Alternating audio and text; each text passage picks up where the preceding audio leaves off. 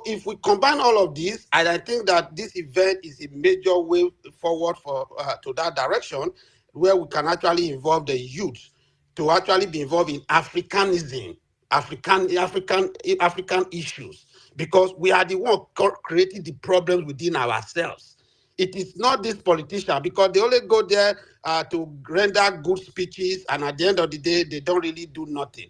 And this is going to become a cycle if we don't really involve the youth who are really pained, who really want to be involved in all of these things. And this is what I just want to chip. And I want to commend the organizers of this event, and I want to thank you, because what you're doing is really commendable for bringing youth together all over Africa to talk about things like this. And we don't need to be electing all these old men who have spoiled their countries from one time or the other to come and lead the African Union, thereby bringing the same old results. Thank you very much. Thank you so much, Dr. Monday. Next is going to be Sido. But before that, Kim and David, I have a question or a comment that I would like probably to hear feedback from you. Yusuf mentioned Museveni as a good example, but we all know that Museveni is a dictator. How would you then, how can I put it? I mean, what impression that does make, do you have of that, or what, while he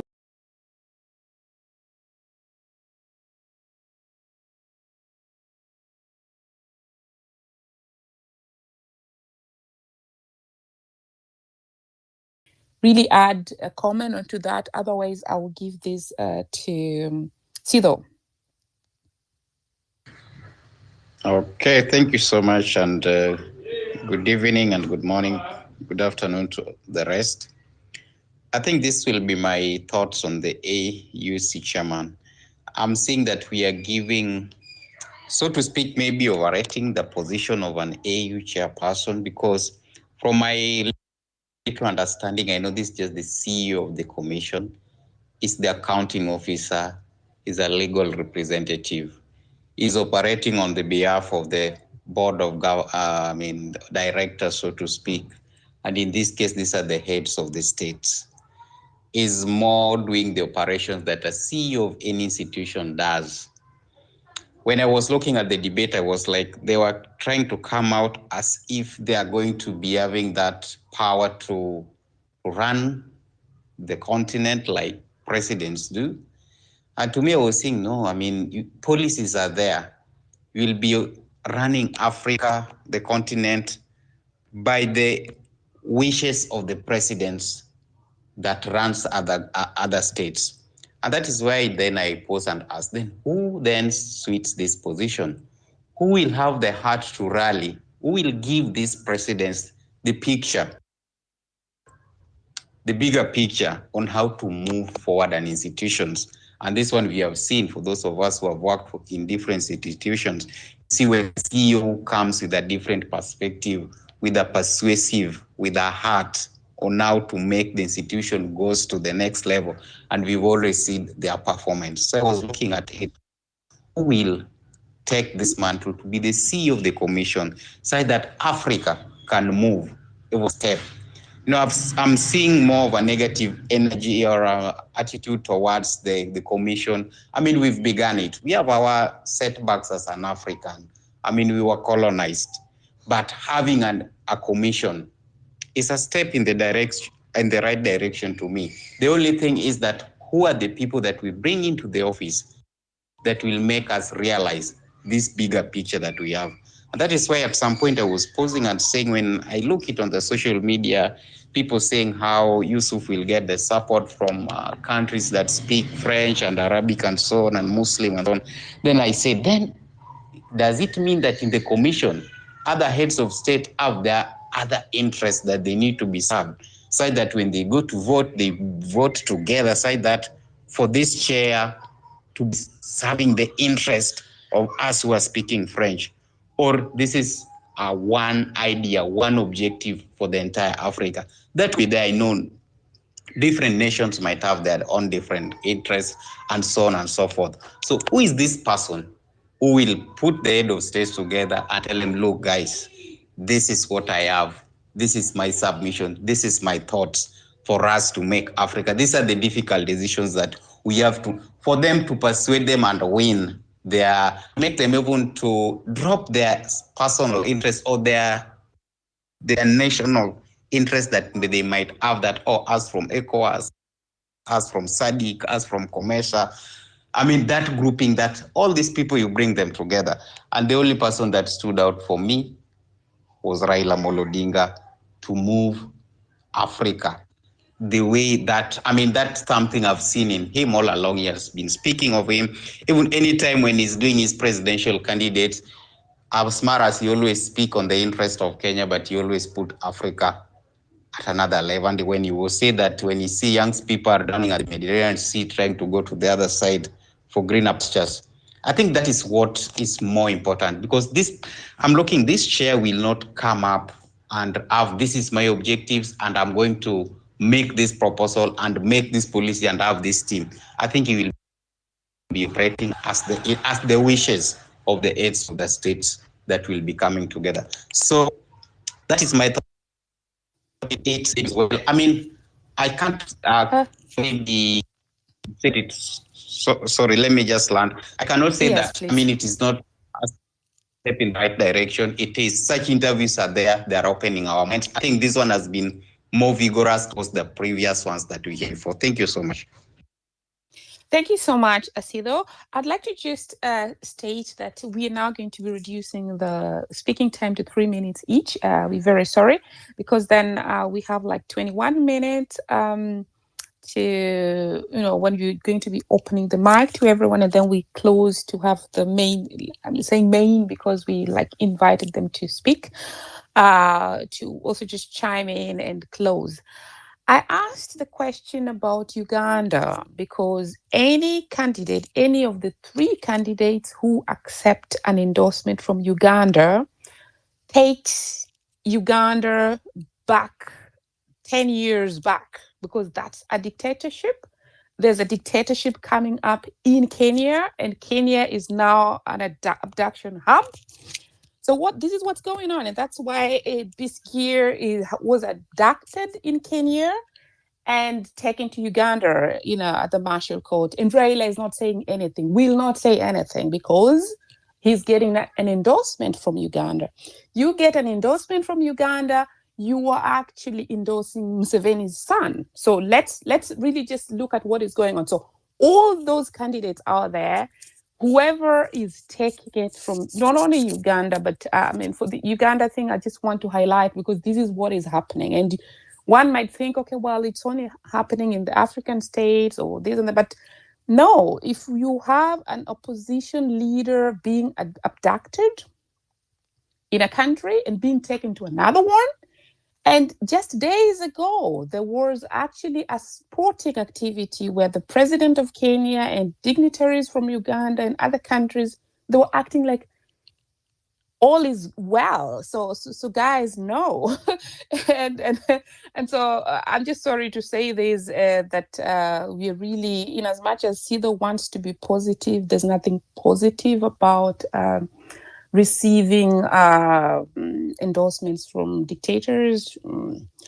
And not only Museveni, Kagame is also another one, but just wanted to point that out. Now, the next speaker, if you may go that, sorry, I think they waited for so long that they dropped. Chidi, 3 minutes, please. Chidi, can you hear me? Okay, President Victor? Yeah, I can hear you now. Yeah, I can hear you. Minutes, Chidi. Please take a go. Okay, thank you for giving me the platform. I really appreciate everyone here because of this organization, at least because of this gathering that we gathered here this night. My own opinion and what I've seen so far for the debate. Now, we are here on a space. Why are we here on a space? Because we have an issue. How are we going to solve the issue? These are the things that this debate, inside the debate, we are not hearing something like this. Something like media in entire Africa, we don't have one unit media that is uniting us. Imagine if, in absence of this space now, X, how are we youths? How are we going to hear ourselves, discuss our problems? Now, creating a media for us, entire Africa. I am from Nigeria. Then, for instance, I want to hear something that is happening in Cameroon. I want to hear something that is happening in Togo. And I don't have a friend in Togo. I didn't see it in X, Twitter, for instance. How will I hear it? I can't. These are the problems that these people are not addressing. And very shockingly, we are going to end up having the same leaders that we have that is not yielding any profits, any benefits to us. That is point one. Point two, our economy are being taken care of by another individuals, white men. How long are we going to be in this? And we feel like nothing is bothered, and it's not bothering us. Some people that are supposed to take lead of this are not acting as if to say, okay, these are our problems. And the worst aspect of it is that to mastermind all the takeover of our resources in African land is happening. The white man is using us to grab our resources to them. To mention one thing that bothers me every time that I flash back in the history of Gaddafi.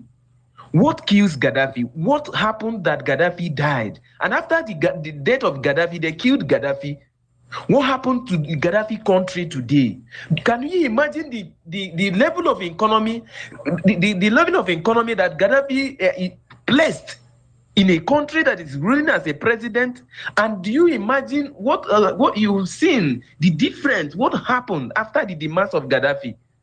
Today, when they killed Gaddafi, that masterminded by Obama, they killed Gaddafi, all of us celebrated. But just recently, most of us Africans, people that started thinking otherwise, asking questions, notice that actually Gaddafi died because of what? Gaddafi pronounced himself as an African man that love Africa, that want to produce himself as an African man, that fears white. He don't fear white. He see white and tell white, I am an African man. He tell white what he want. He doesn't put himself in the shoe of, okay, let me please them.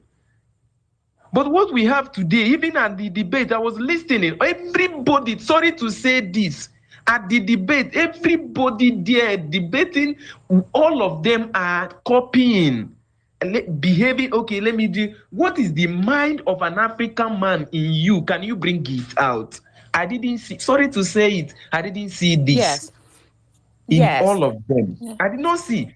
To cap it up and round up what I am saying, where I have a very big issue is now, as an African man, number one we're supposed to do is let us have a media that will be uniting us. The power of media is what we cannot undermine. When we have media that, okay, listen, this thing is happening in so place, this thing is happening in so place, we will hear it. And the Westerners, they don't want us to have a media that will unite us. After the media, we have a unified currency. These are the steps that we will take. But sorry to mention, we didn't see it at each of every the candidate that is debating yesterday. And I feel so bad about that. It beats my mind very, very bad. Anytime I remember that we African, we are rich and we are dying out of hunger, I feel so pained. So I end up saying, oh, within me, may God help us all African. Thank you so much, you. Chidi. Yes, that's why Kim was asking the question as to why, if who of those the candidates there will not be a puppet of the West. And so this is a point that you bring out indirectly. Afra, I see you in the space. Welcome. And so another thing I'd just like to add on to what you heard about Gaddafi or why he was killed, I just want to add on to it that there were also interests especially in the oil. And after the war, of course, you saw the countries that got involved. Germany got involved with the taxes. They were too fine to send in people there, so they just sent money to the militia. But what happened, and the tragedy is now affecting Africans also, but or majorly. But I think this also did not come out in the debate very clearly, because as we speak, there is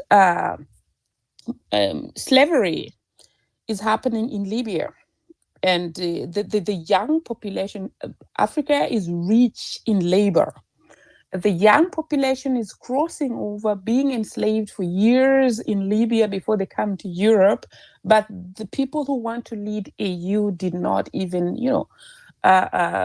speak of it. Of course, they had timelines and the questions, really the questions that are being pushed out there. It's not like it's really captured it. So yes, that's a problem there.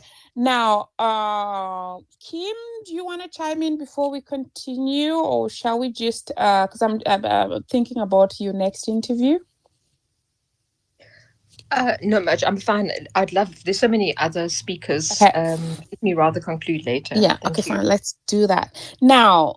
While the three speakers, candidates, were speaking, Yusuf and Richard mentioned diaspora. The candidate for Kenya did not mention the diaspora. If I'm wrong, somebody can correct me. But during the last electoral, during the last election, Kenya, his country, was able to vote, and they actually gave a win to him. But there he was in a big panel and actually did not mention the diaspora. So the African diaspora is also very big. So this question I give to the next speaker. Kandake, do you think that the diaspora would needed to be mentioned in that discussion, and what would be the aspects that were really, or what would you, if you were one of them, what would you have communicated to the diaspora? Over to you, Kandake, 3 minutes. Kandake, are you able to speak? If not, we go to Kabiru. I saw Western and President dropped. We're going to bring them up. Okay, Kabiru, go. Thank you very much. Can you hear me now? Loud and clear. Perfect. The African Union and its problems actually persist because Africa, we are dealing with a lot of issues. Number one, even the so-called free trade agreement, which is the Africa are trying to come together and have a special market for themselves, which actually is not visible, and it's just on documents, and it's not actually realistic up to now. And secondly, another issue is having the echo that the African Union's currency, which, if at all is working, perhaps the country will have a special and opportunity to be able to interact with the other world without them having their currency devaluating or having this and that. For example, over the years now, almost 2 to 3 years, Nigeria, we are battling with currency devaluations. If we have this issue of eco currency is working, perhaps this issue will not come up. And that means Nigerians and other African people will enjoy their resources, because it's only when you have a currency that is valuable and acceptable worldwide, for example, or even within the continent, because most of us are not even traveling outside our environments. But if you have a currency, which today you can buy things in the lower price and tomorrow you still buy it at that price, it means we are having a stable economy. Because the economy depends on the currency of a particular country. US today is a stronger nation because its currency is not devaluating any time like our currency in Africa.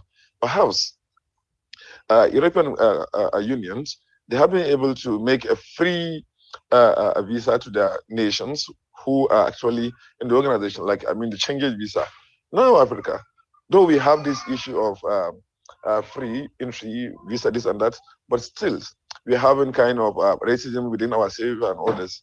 And you find out if somebody is not from that country, when he go to this country, they are kind of abusing him or this and that. So with this, I had actually the arguments or the debates, but I'm still thinking, wondering, do we still have people who have the Africa in their mindset, or they are just interested in their own economic challenges? Because most of the time, the people are most concerned with their own problems, not actually the African problems. Thank you. Thank you so much. I added Weston. He's dropped again, and I think probably he's having his issues, mic issues. Mark, over to you. 3 minutes each. Mark, can you hear me? Okay. President? Okay, Weston, I hope you're going to have luck this time because you've been waiting. Weston, take a go. 3 minutes. Weston? Okay. Adi? Hello? Hello, that's President now. 3 minutes, please. Okay. Thank you. Good evening, everybody. My name is Victor Anilaju. I'm speaking from Nigeria. I want to appreciate the organizers and the host of this conversation we're having today. Now, looking about the debate, like you mentioned about Africans in diaspora, and for me, it should be major issue to be discussed at this time. Whether we like it or not, the world is becoming a global village. I understand the passion for we to be Pan-Africa, trying to build Africa, and all of that. It's good. It's good. But the truth about it is that we cannot live alone. Africans cannot stay alone. We still have to leave other parts of Africa and go to the other parts of the world. For me, one thing I feel should be talked about, should be paramount, is Africa's in diaspora. We need to start dominating different, will I say, sectors in different countries. And if I will remind a lot of us here, you should know that Africans built Europe, right? Most part of America was built by the slaves that they took from Africa.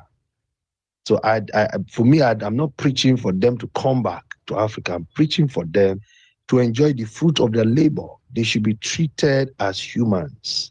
They should have the opportunity to occupy any position and live as human beings in any part of this world. I understand Pan-Africa, I want to develop Africa, but one thing that is certain is for Africans to be able to live as humans, occupy position, be at the top of businesses, have organizations in any part of the world, irrespective of their skin color, or where they're from, or their background. If we keep looking at how we want to come back and build just Africa, that direction will take us years, because the entire world is becoming one. Mm-hmm. Instead of looking for how to come back, let's look for how we can dominate wherever we find ourselves. Thank you. God bless you. Yeah, thanks. So I'll give the mic to Weston, and the question is, I would like you to really, answer question 2 that was posed to the candidates, where they were supposed to share what the ideas of what they would do regarding the conflict management in the continent. Do you think they did? Well, how did the 3 of them answer the questions? And is there a person who actually provided solutions? Weston? Thanks, Marge, and your listenership. One, I do agree with the previous speakers. The African Union is fantastically inefficient. It's one of the most inefficient intergovernmental organizations you can ever find anywhere in the world.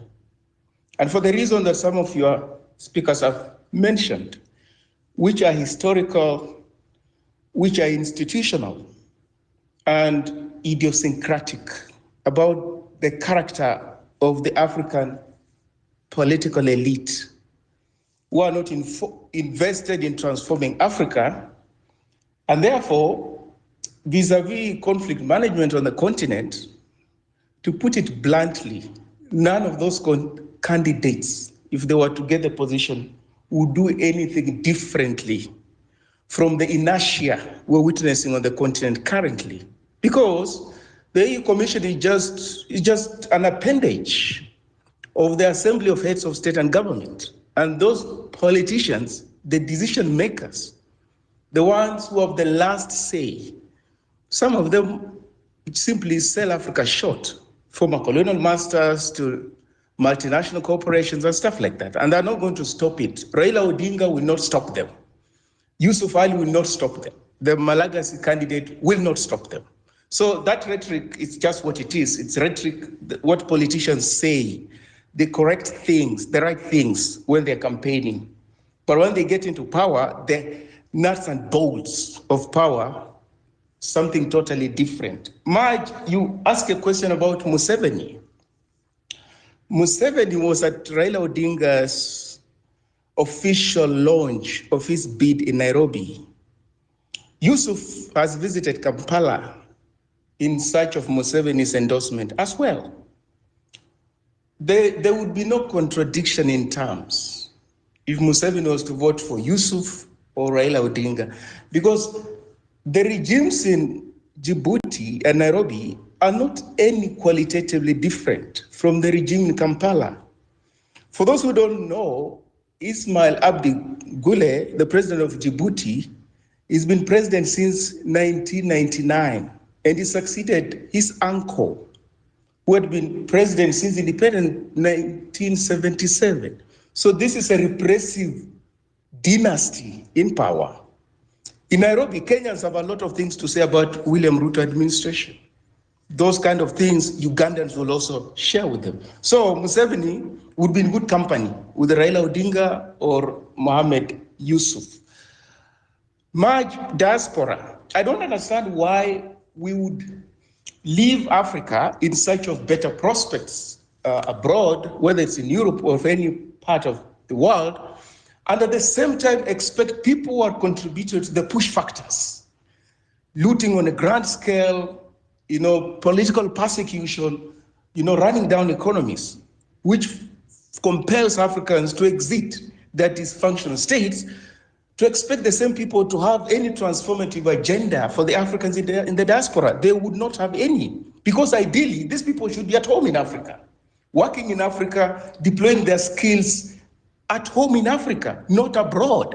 So if they've got an agenda, it will be what William Ruto has for remittances, for your taxes, nothing more than that. Kim, as I land, I come to you. You mentioned something about Yusuf didn't speak any of the African languages. And then the question is, what constitutes an African language? Which also evokes another question, who is an African? Because David, I wouldn't be able to communicate to David without English, or if somebody speaks French without French, these colonial languages, such that they've been here and they're here, the role they play actually makes them even be some of African languages. But it's about the ideology. If you speak English and you're Eurocentric, that's a different matter, like Raila Odinga is Eurocentric. But you can speak English and be committed to the cause of African people. Kim, in your country, I would ask you, would you consider Mangosuthu more African than Bram Fisher or George Bezos or Lucas Mangope, more African than Joe Slovo or the current ANC leadership? What constitutes an African? That's a good question. Some people think it's skin pigmentation. No. Some people think it's what Raila Odinga does. I'm a Pan-Africanist. Mwalimu Nyerere didn't characterize himself as a Pan-Africanist, but he was. Kwame Nkrumah didn't characterize himself as a Pan-Africanist, but he was. Samora Machel did not. So if you want to know somebody who is not, listen to how they characterize themselves. So as I learned much, for me to tell that you are not a Pan-Africanist is when from the word go, you characterize yourself as such. That is indicative, sufficient that you are not. And Raila Odinga represents Kenyan political elite that is embarrassingly Eurocentric. Thank you. Thanks, Weston, for the very, very refreshing submission there. That was a good one. Yes, we have a lot of things to reflect on. And I'd just like to, before I give the mic to Adi, to really also state that I think one of the reasons why the African leaders sometimes tend to ignore the diaspora when they're not talking about the remittances is that, you know, they wouldn't need the loans if they would really even fight the corruption back there, that we would bring in the money. You even as we speak now, if you just check the children of the diaspora in here who are African or half African, if they would even send €1, not like sending, but you tell them, you know, from your pocket money, I want you to invest in a project back home, and you're investing this money and you're getting an interest off. And they're sure to get that money back. The African countries are not going to need to lend a lot of money, but they don't want, because that would come with accountability. Anyway, Eddie, over to you. And we're going to finish at the top of the hour. And the question that I would like to give to you as you come in, they kept talking about, I have to laugh, when they were asked about how they will implement, the as it called, the plans they've had there. And they kept saying, we're going to review the documents. We're going to review the documents. Do you think any of them that gave a suggestion, or even a suggestion on how they would improve the reforms? Yeah, reforms is the word I was looking for. Over to you, Eddie. Hi, man. Another interesting space. Thank you. You always do good, informative spaces. Follow the people in the room that you enjoy what they're saying. You know, let's build a community as well. I think that's always important when we're talking about these powerful things. We have to build communities and support people that we believe in. You know, I would like to emphasize that. I think a lot of people have been speaking about African Union specifically, and I think the African Union obviously is not really doing much. Unfortunately, you know, we need more regional blocks that are helping each other. Like people say, you know, the Sahel states, the AES, do really, really well, but it needs support. It needs a lot of support in different areas and stuff like that. I mean, you know, Africa's going to be the battleground, you can tell. I mean, after the Middle East situation has been solved, the great powers are going to be more focused on Africa. So, you know, before this happens, we have to be vigilant of what is going on. I think that's really important. So we do need institutions and organizations, regional organizations that really can look after the people. We need to be putting more pressure on these people. Like you said, you had a really good idea about remittance, things like that. We need to really, really be putting it, because Africa has the potential to be a powerhouse, even if we really put our minds to it, man. But there's a lot going on, so I think it's all about working with organizations that are doing stuff, building networks, and putting pressure on politicians and stuff. Why don't more politicians? One thing I wonder as well: why don't politicians come into these spaces more? I never really see any kind of politicians, which is a weird thing. They must be around. They must be on social media. So I'd be really interested in some of these politicians. I've seen a few actually, but not that many. But we need more kind of politicians coming to these spaces and talking to the people, because they should be accountable to their people, to be fair. But yeah, I'll land my plane there. Thank you for a great space. It's really, really good and informative. And David, I'm a fan of your work as well, man. You know, keep it up. Thank you.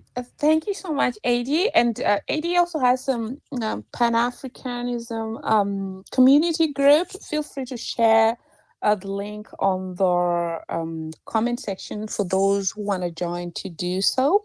Will do. Thank you. You're welcome. So Tigray, and yes, I know the fire you can bring on board. I hope you're not gonna burn. I hope it's gonna be very, warm fire, not hot. Over to you. Oh, thank you so much for bringing me up, Maji. Sorry if I mispronounced your name. That's okay. It's a great space, African Union. As you know, you seem to be aware of the Tigray genocide from my profile. We have become the first victim of what's happening, this global mayhem going on in the Middle East and spread throughout the world.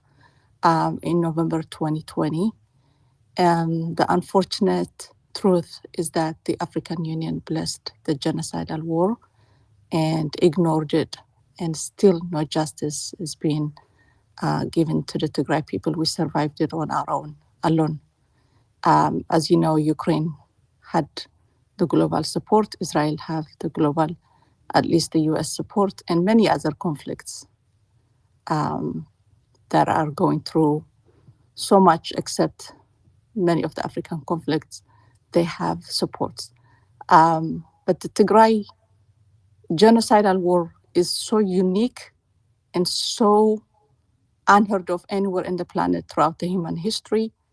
It's been invaded by its own government, galvanized the entire region, the entire continent, and global powers, geopolitical adventurers.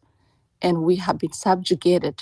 We became the first victim of the African jugular colonization. We call it modern day colonization. We've been through this for centuries, and this is unheard of anywhere in the past. 1 million people vanished in less than 3 years, ignored, still being ignored, and not being even talked about in the media, except on social media because of the Tigray diaspora movement. And we're very small in number, but we have sacrificed the most for humanity, for the continent, for the region. And we have lost so much throughout our own history of existence in that region, in that continent, and in this planet. When I hear Africa, and then you add African Union, and then you add this humans that controls this position, this special space for the entire continent's human existence and beyond, what does it mean to you? Because it doesn't mean anything to me anymore. Because at the expense of my ancestors' blood, this continent has become free and maintained its existence throughout history. We put Africa on the G8, G20, and then G7 table for the past 30 years at our blood, sweat, and tears. And now Africa has gone backward because of the stupid mistakes. They have underestimated the genocidal war in Tigray, and they took us down with them, and we're going backwards. And the most important thing, we lost our own people's existence. We haven't capitalized or benefited from any of our sacrifices, and yet that was not enough, not only for the country, but also for the continent. The African Union policy was shaped by the Tigray blood, sweat, and tears, and they tarnished it, and you're paying the price. That we have paid the price with heavy blood and losses. I leave you with this. What is the future of this African youth and vision going to be by ignoring the Tigray genocidal war? With no justice, with no apology. We're not even demanding any financial gain because we can come out of the ashes. We came out of the ashes with 10 million people against the mighty of these regional mercenaries with their geopolitical adventurers, masters from the skies and from the ground. We dismantled them. We broke their bones. We survived.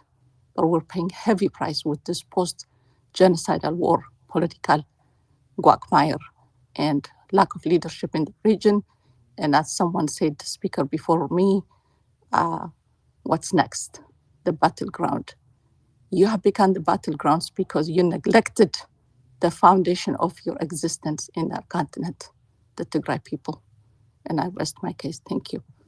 Thank you so much, and for your submission. And my question would be, I really followed up a lot with the conflict, and we tried to help as much as we were able to. And one thing that I have to cite that was very difficult was that I think you will also know this. There were like two groups, and sometimes there were those who were really genuine with their concerns, but there are those who are actually also using very some sophisticated methods of propaganda. Propaganda. Oh my propaganda. gosh! It's everything that you see with this Israeli-Palestinian war. propaganda I ever saw from the African people was coming through this Tigray conflict. But nevertheless, let's now go to solutions. What would you love those on the space here to do for you, who is representing? What message? Do you have a message you want us to take out there? Do you have something, that's just not taking something more neutral? I know it's not. Yes, Yeah, I do. please, just 2 minutes, and then Simple. I'll just request those in the space to try and Simple, in support. short. Yes. Get rid of the genocidal regime. Pay attention to Tigray leadership. Tigray always has been there, is still there, will always be there. It's forgiving nation. It's a leadership. It's that matters to fix the situation. The Pretoria Agreement is a testament to our humiliating genocidal war. We sat down with our genocider for peace. At the end of the day, diplomacy, peace, talking to each other, forgiving, moving forward with justice and tangible system by looking back to the grave mistake has been done to not repeat those mistakes. And the bottom line is leadership matters, and leadership is integral. Thank you. Thank you so much, and we wish you all the best.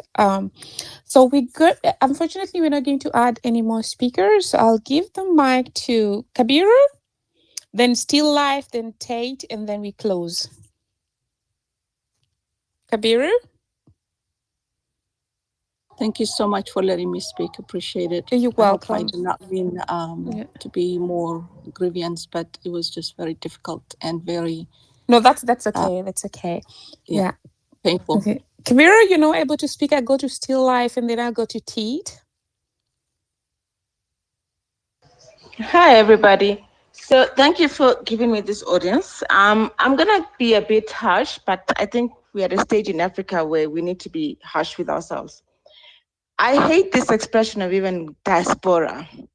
We're already creating divisions within ourselves. I'm an African, a very proud African. I travel overseas a lot of times. No African overseas has ever treated me well, because we have this issue of seeing each other as different or better. And this comes with even our political leaders here, right? What do our elites here, what does someone like Raila here think? He hasn't even developed his own Kisumu. He's gonna develop Africa? So my issue with us Africans is, can we on a daily basis treat each other well? For instance, I will find an African who will refuse to help him with the luggage and then help a white woman. Not that I've got anything against white people, but I will say a white man never let a black person or any other race charge against a white woman. So my issue with us Africans is we always, we need to. What are you doing on a daily basis to make the life of yourself or another African better? That's all I wanted to say. Thank you. Thank you so much. I think you're pointing out towards the spirit of Ubuntu that's actually day to day keeps diminishing. That's really a shame. We need to help each other. The conflict in the Ukraine is highlighted because they are Caucasians, they're helping each other. And when the conflict broke out, they refused to let Africans even board the train outside Ukraine. So Africa, I agree with you, Tate. Africa has to learn to continue loving each other. Of course, there are a lot of Africans who love each other and want to work with each other. But of course, we can always keep improving. Okay, there are two people who are on the mic and they just dropped. So now we have 13 minutes to go. We would like to close. I'd like to thank everyone and apologize in advance that we're not able to take other speakers because we want to close at the top of the hour. So apologies. That having been said, Kim, I get back to you with your points and your closing remarks, and then we'll go to David, and then I close, and hopefully punctually at the top of the hour we're able to just close. Kim? Thank you so much. And it's been such a wonderful space. And as you veer towards the end, I'm going to implore that you do a second follow-up to this, because there have been so many questions, and perhaps we should do a space looking at solutions. But there's been outstanding comments airing the critical issues, and I just wanted to end with a few things that I think encapsulated some of the points. First of all, I was delighted to hear from David that there could be a true African media representation, because what we're fighting against is propaganda, and that's controlled by the West and those that have power. And it's unbelievable. I mean, even in South Africa, I was fighting with some Republican senator today about, what he's speaking about is white genocide in South Africa, where it's such a construct. It's just unbelievable. So I think that would be absolutely needed. But I think we have to speak about the quality of leadership, not only of the African Union, but generally. And I think you spoke to how we can support Uganda and what's going on. And I think that what the AU has become is, and I actually wanted to quote someone else's words, actually, that I quoted in my article of last month. And and I hope I'm pronouncing his name correctly, Nicholas Mwangi, who's a member of a thought group in Kenya. He wrote in the People's Dispatch, and I thought he said it so beautifully. As the AU Commission chairperson race continues, we are left wondering if the next leader will bring about a substantial shift towards Africa's true strategic interests, challenge neo-colonial and imperialistic interests, and transcend regional rivalries, or simply continue to perpetuate the AU's symbolic role in global politics. February's election should mark a shift and not just another chapter of continued missed opportunities for Africa's future. And I thought he put it so beautifully, because what we're seeing is all these leaders, whether it's Uganda or Kenya or South Africa, they are what we would call an elite club. And the AU is that exact body. It's not there as a chamber for for ordinary people, but it's an exclusive chamber. And I wrote, and I was absolutely aghast at Ruto, who had the red carpet treatment in the United States, when his own people were protesting legitimately in the streets of Kenya. So we have this counter image of a man so excited to sit in the seat of, the dreadful Biden, while his own people are desperate and he's nowhere to be seen. So I wanted to say what I think is part of the solution, and that would be looking at a follow-up group under the stewardship of Maj and her excellent co-hosts, is that we're looking at two types of African leaders that are emerging. The one is the Rutos and the like, and we don't know yet where to place Odinga and Yusuf in this, because I think that neither of them are completely free of Western interests. And then we have, I think, a very interesting group emerging in the Sahel. And I think it was David who said, or somebody else who spoke about, why is there no discussion on the Sahel? Because we're seeing, especially that these people are coming from East Africa. But there's such interesting dynamics there. We're seeing the potential of African leaders who are saying enough is enough. And that's exactly the spirit we need in the African Union. We need the spirit of Traore. People may say he came into power illegitimately, but then we have to question the whole issue of constitutional coups. So I think we need a completely different mindset of African leaders. And what gives me hope is that the youth of Africa are rising and saying enough is enough. And the one thing that I think I would have loved to have discussed in more depth, but it could be useful a discussion in a next space, is the issue of debt. We speak about financing, yet Africa is paying for its own enslavement under colonial times in what we call an independent Africa. I mean, it's absurd. That should be immediately cancelled. And we're seeing the spirit of liberation emerging in the Sahel states. And I applaud them. I applaud them because they are changing the consciousness of a continent. And I think within what they're doing, how they're looking at a dedicated armed force, a defense force, when the US have let them down, where the AU have been absolutely useless. I was looking at a report where the AU was the last responder on every single conflict in Africa, barring one. I mean, this is absolutely insane. So yeah, I think we have to look at some solutions that may have come out of this whole revolution, and then look at this debt thing, and that African Union leaders are not saying we will cancel all debt in Africa. And how dare you, as our colonial masters, you've exploited us once, and now we have to go through back into this. It's absolute craziness in my view. So I think those are points I would love to explore more. And thank you so much for this opportunity. I admire you so much, Maji, one of my absolute wonderful people. Your integrity is inherent in everything that you do. Thank you.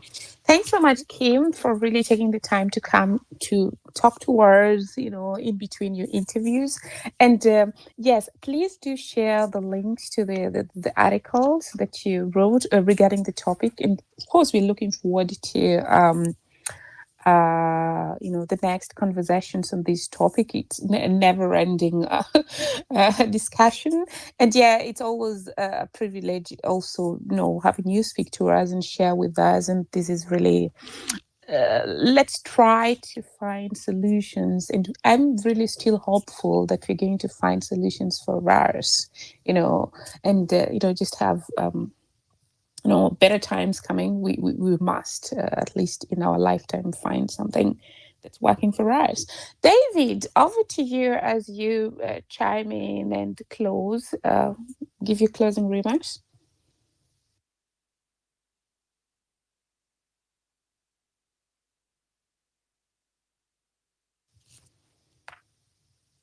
Can anyone hear David? I cannot hear him.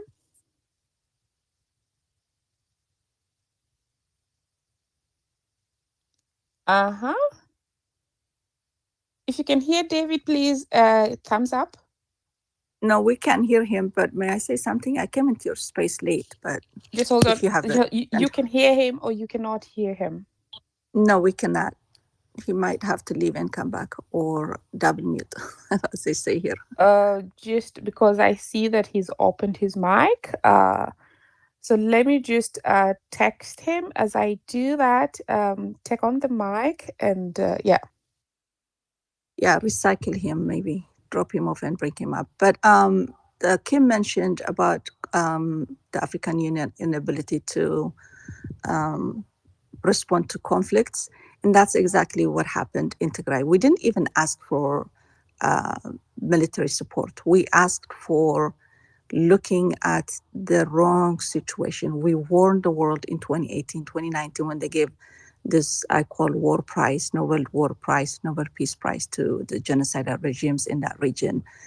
That should have given red flags when they embarked into killing their own people and starting war by UAE drones, Turkey, Iran, all this axis of evil united to annihilate the people of Tigray.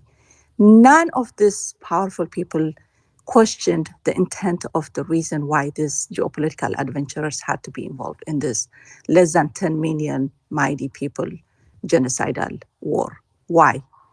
And none of these African nations, African Union chairman, everybody questioned that because they had bigger agendas by what we're seeing that, with this UAE expansionist agenda, buying lands of African resources, looting in broad daylight from the second populous nation in the continent, Ethiopia. Ethiopia is a very crucial and important country for the continent, not just for the continent, for the region and for the world. And we've seen it, what it has done to not only that region, but also to the continent, now to the rest of the world, from curbing migration crisis, controlling conflicts, peacekeeping missions. We have done it all with all these working policies, creating viable leadership,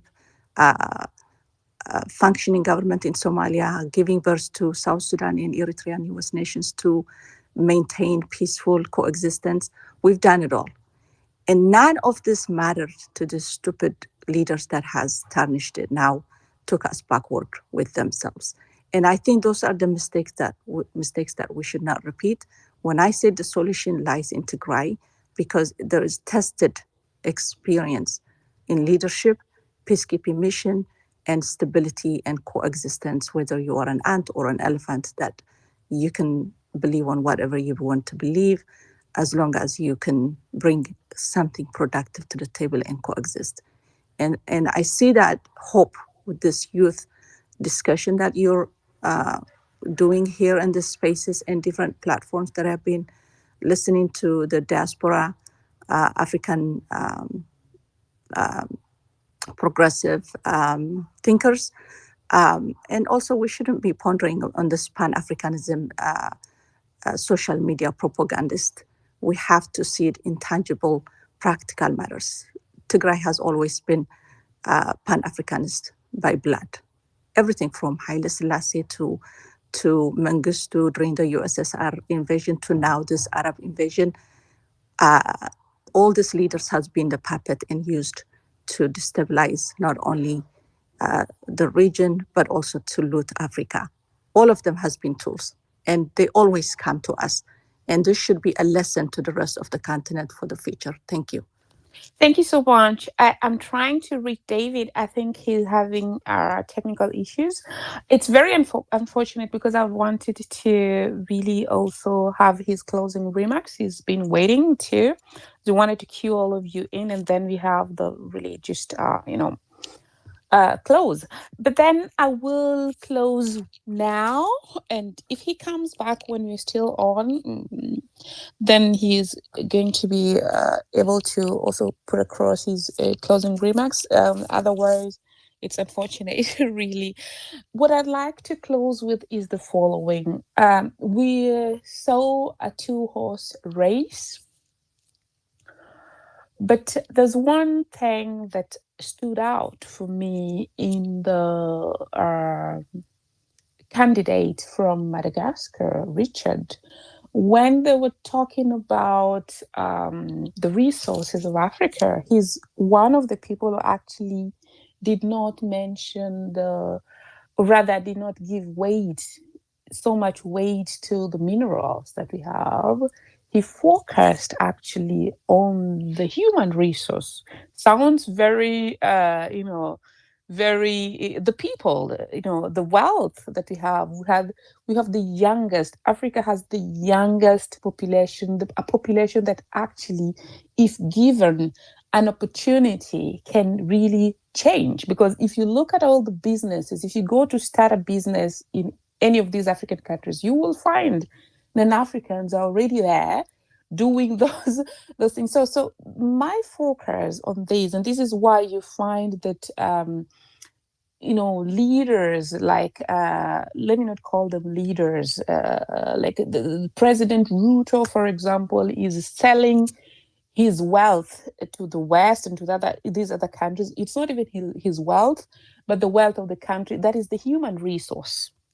So when we look at these countries, and the reason why some of the Western countries are signing even bilateral agreements with the African countries is because some of them, they've developed so much, and their citizens need so much. There is a country in 2025, the nursing insurance for the old people, they're going to go bankrupt.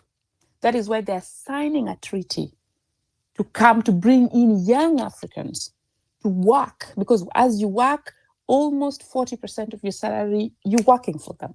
So that the reason why I'm on to this human labor as wealth is to point out to the young people who have joined here that if we have good governance, we can really, we can make a difference even for us. And the leaders, for lack of a better word, they know it. They're trading with this wealth that Africa has. They've already traded with the gold. These other countries, the people have signed the agreements. You look at the Congo, it's in turmoil. So they're looking at the next resource, and the resource, they're selling it out. There is others who are dying in Libya. They're doing nothing. So my final message, do not stop agitating for good governance, good leadership, because that's the only way you can beat the political elites. Otherwise, you will wait for them signing deals and doing everything. They're really not there to help you. That having been said, I thank everyone and I say good morning and good evening wherever you are. Thanks for tuning in. Thanks for being with us the whole time. But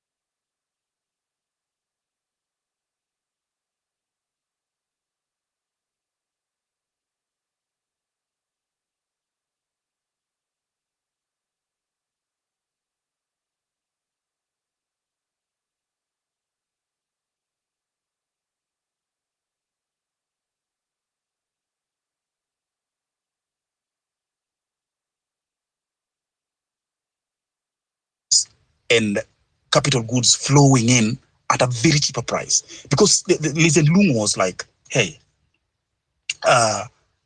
why should Singaporeans work so hard and gather their 3-month salary to buy one telephone from the US? And that's a disaster. They turned this into a farm to bastardizers. Like, do you know how many acres of coffee or tea someone has to pluck in, how much effort and suffering has to put in digging it to maturity for him to just get 100,000 shillings laptop from USA? So we are very unequal.